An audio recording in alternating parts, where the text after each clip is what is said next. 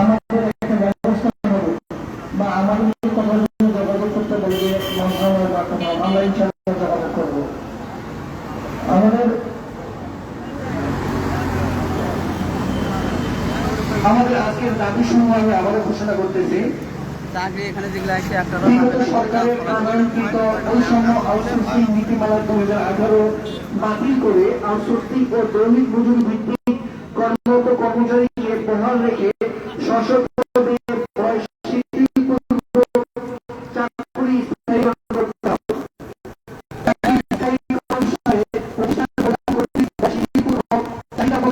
সংশ্লিষ্ট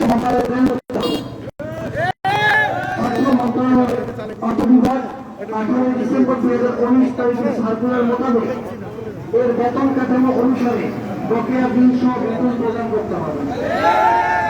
দৈনিক মজুরি ভিত্তিক নিয়োজিত কর্মচারীদের অন্যান্য ব্যাংক, সোনালী ব্যাংক পিএলসি, অগ্রণী ব্যাংক পিএলসি ও প্রবাসী ব্যাংক এর ন্যায় বেতন কাঠামো প্রদান কার্যালয় সহ সকল জোন ও শাখায় কর্মরত সকল কর্মচারীদের বকেয়া বিল সহ বেতন প্রদান করতে হবে। অতিরিক্ত সময়ে কাজ করানোর জন্য বাংলাদেশ ব্যাংকের মে ওভারটাইম, বাড়তি খাটুনি ভাতা প্রদান সহ সকল কর্মচারীকে বিধি অনুসারে নৈতিক ছুটি প্রদান করতে হবে। কোথায় কোথায় চাকরি দেয় এই প্রথা বাতিল করে